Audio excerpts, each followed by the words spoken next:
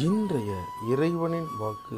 நம்பிக்கை உடைய சிறைகளே, அரணுக்கு திரும்புங்கள், இரட்டிப்பான நன்மையை தருவேன், இன்றைக்கே தருவேன். சகரியா 9:12.